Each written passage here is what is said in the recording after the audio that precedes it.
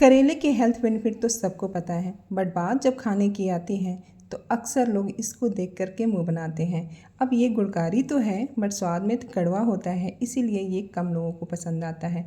तो आज मैं आप सबके साथ सारे टिप्स एंड ट्रिक्स शेयर करने वाली हूँ, जिससे कि आपके करेले ना कड़वे नहीं बनेंगे और बच्चे क्या बड़े क्या सबको पसंद आने वाले हैं। सो हे एवरीवन, मैं हूँ प्रिया और मैं स्वागत करती हूँ आपको अपने चैनल प्रियमदा किचन में। तो रेसिपी में लास्ट तक बने रहिएगा और सारे टिप्स एंड ट्रिक्स आपके साथ शेयर करने वाली हूँ, तो बिल्कुल भी मिस मत करिएगा। तो चलिए रेसिपी को शुरू करते हैं। तो इसको बनाने के लिए मैंने लिया है करेला। अब करेले को क्या करना है कि पील करना है। तो हम करेले को पील कर लेंगे किसी पीलर की हेल्प से, आप चाकू से भी कर सकते हो। और देखिए हमने सारे करेले को पील कर लिया है और अब हम बीच से एक स्लिट लगाएंगे, मतलब चीरा लगाएंगे और 1-1 इंच दोनों साइडों में हमें छोड़ देना है। पूरा हमें नहीं इसमें चीरे लगाने हैं, बस एक साइड ऊपर से थोड़ा सा छोड़ना है और नीचे से भी छोड़ देना है। उसके बाद हम बीच में चीरा लगाएंगे और एक चम्मच लेंगे और चम्मच के पीछे हिस्से से इसको हमें अंदर के बीज को निकालना है। आप चाकू से भी निकाल सकते हो, बट चाकू से ना हाथ में लगने का चांसेस होता है, तो इसलिए आप चाकू से ना निकाल के चम्मच से निकालिएगा, बहुत आसानी से निकल जाता है। तो चम्मच से थोड़े से उसको खुरचेंगे ना साइडों से, तो ये हमारा बहुत आसानी से अंदर से निकल जाएगा। हम बीज को निकाल करके ना अंदर से पूरा इसको खाली कर देंगे, क्योंकि हमें इसके अंदर स्टफिंग भरनी है। तो इसीलिए सारे बीज को निकालना है और अंदर एक जगह बना देनी है, जिससे हमारे जो स्टफिंग आएंगे ना वो अंदर अच्छे से सेट हो जाएंगे और बिल्कुल भी बाहर नहीं आएंगे। तो देखिए अब हमने सारे करेले के बीज जो अंदर थे उसको निकाल लिया है। इसी प्रोसेस से हम सारे बीज को निकालने हैं और दूसरे भी हम इसी तरह से चीरा लगाएंगे। बस छोड़ देना है साइडों में और बस बीच में चीरे लगा के हमने सारे बीज को निकाल लिए हैं और ये हमारे करेले स्टफिंग वर्क के लिए तैयार है। तो उससे पहले हमें एक प्रोसेस करना है, जिससे कि हमारा करेला जो बनेगा एकदम कड़वा नहीं लगेगा और एकदम टेस्टी बनेगा। तो इस पे डालेंगे नमक। अब नमक से इसका कड़वापन निकल जाता है, लेकिन नमक को अच्छे से हमें कोट कर देना है। तो देखिए कैसे मैं उस पर स्प्रिंकल कर दिया था नमक को और अच्छे से अपने हाथों से रब करेंगे, ताकि ना नमक की कोटिंग ना इसके ऊपर अच्छे से लग जाए। ऐसा समझो कि हम इसको नमक से नहला रहे हैं। इससे क्या होगा ना, नमक इसके ऊपर अच्छे से चिपक जाएगा और जब हम इसको नमक को कुछ देर छोड़ देंगे इसी तरीके से करेले को, तो पानी बन करके उसका करेला मतलब कड़वापन बाहर आ जाएगा और हमारा करेला एकदम से टेस्टी बन के तैयार होगा। तो देखिए सारे कोटिंग मैंने कर दिया था, उसको साइड में रख दिया है। अब जब तक हमारे करेले को हम साइड में रखेंगे तब तक हम बना लेते हैं स्टफिंग। तो स्टफिंग बनाने के लिए मैंने लिया था प्याज मैंने 4-5 बड़े छोटे साइज़ मिक्स करके लिए थे और अब इसको चॉप्ड करने हैं।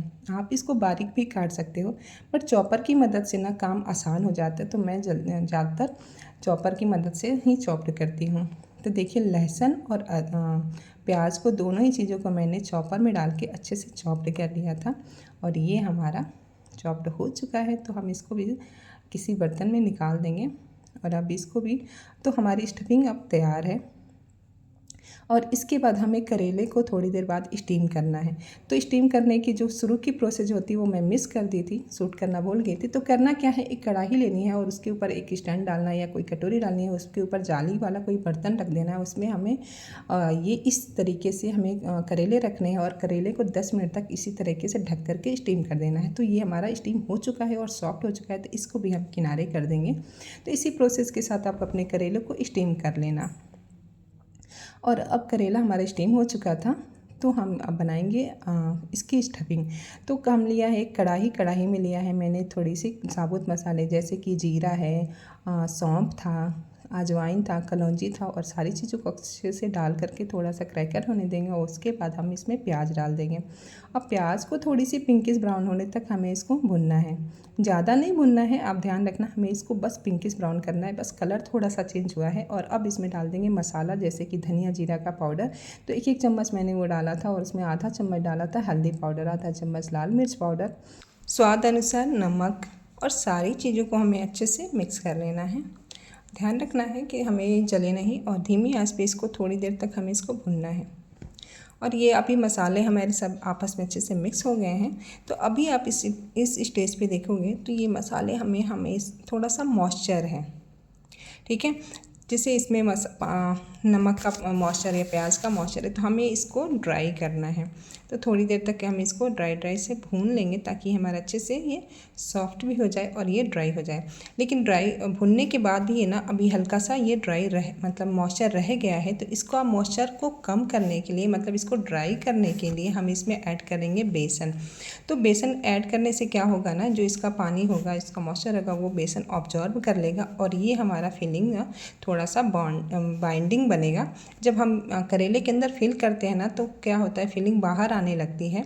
तो जब इस तरीके से आप करेले को फिल करोगे तो वो बिल्कुल भी बाहर नहीं आएगा। और करेले को ना हम धागे से बांधते हैं, तो उसको बांधने की भी ज़रूरत नहीं पड़ेगी। तो आप इस ट्रिक्स को फॉलो करिएगा। 1 चम्मच बेसन डाल दो, या तो चने का जो रोस्टेड चना पाउडर आता है सत्तू, उसको भी आप डाल सकते हो। तो बेसन डालने के बाद हमें इसको अच्छे से थोड़ी देर भुनना है ताकि बेसन के कच्चेपन और प्याज का कच्चापन, मसाले का सारा निकल जाए। बस इतना ही हमें भून लेना है। और भुनने के बाद इसमें धनिया डाल देंगे। धनिया को भी आपस में अच्छे से मिक्स करेंगे, बहुत ही अच्छा सा टेस्ट आता है। और लीजिए, हमारा तैयार है ये करेले का स्टफिंग। ये बहुत ही टेस्टी सा स्टफिंग बनके तैयार होता है। तो अब करेले की स्टफिंग को करेले के अंदर हमें फिल करना है। तो देखिए, करेला भी हमारा स्टीम हो चुका था, ठंडा हो चुका है। अब करेला भी हमारा स्टीम है, मतलब वो भी पक चुका है और ये हमारी स्टफिंग भी पकी है। तो हम इसको बहुत देर तक इसको पकाने की ज़रूरत नहीं पड़ेगी और ये कड़वे भी इस तरीके से नहीं लगेंगे। और स्टफिंग को हमें बीच में अच्छे से फिल करना है। आप इस प्रोसेस को ध्यान से देखो। इसको भरने में बिल्कुल भी कंजूसी मत करना। अच्छे से इसको अंदर पूरा फिलिंग भरना और हाथों से दबा करके इसको अच्छे से सेट कर देना ताकि हमारी फिलिंग बाहर ना आए। ठीक है। तो अब इसको ना धागे से बांधने की बिल्कुल भी ज़रूरत नहीं पड़ेगी। अगर आपके स्टफिंग अच्छे बने हैं और स्टफिंग को आपने अच्छे से इसमें सेट कर दिया है, तो आप बिना धागा बांधे भी इस करेले को फ्राई करोगे ना, तो बिल्कुल भी स्टफिंग बाहर नहीं आने वाली है। तो देखिए, मैंने सारे करेले को ऐसे ही अच्छे से सेट कर दिया था इसके अंदर स्टफिंग को भर करके, और हमारे सारे करेले तैयार हो चुके हैं थोड़ी सी फ्राई करने के लिए।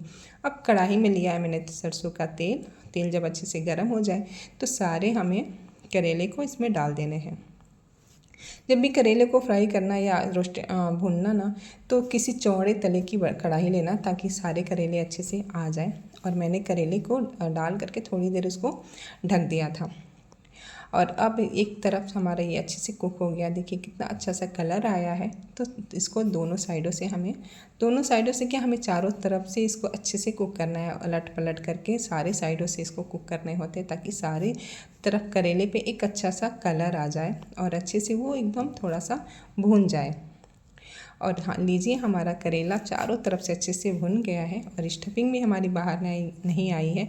और ये करेला ना बिल्कुल भी कड़वा नहीं बना है। तो आप इस तरह की रेसिपी को ज़रूर ट्राई करिएगा।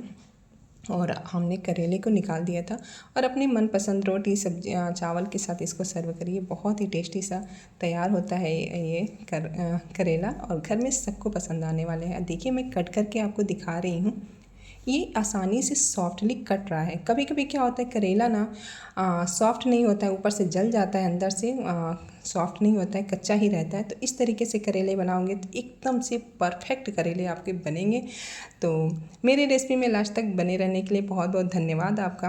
और चैनल पर नए हैं तो मेरे चैनल को लाइक एंड सब्सक्राइब करना मत भूलिएगा। बेल आइकन को प्रेस करिएगा। मिलते हैं नेक्स्ट वीडियो में। तब तक एंजॉय करिए। टेक केयर, अपना ख्याल रखिएगा। Bye bye.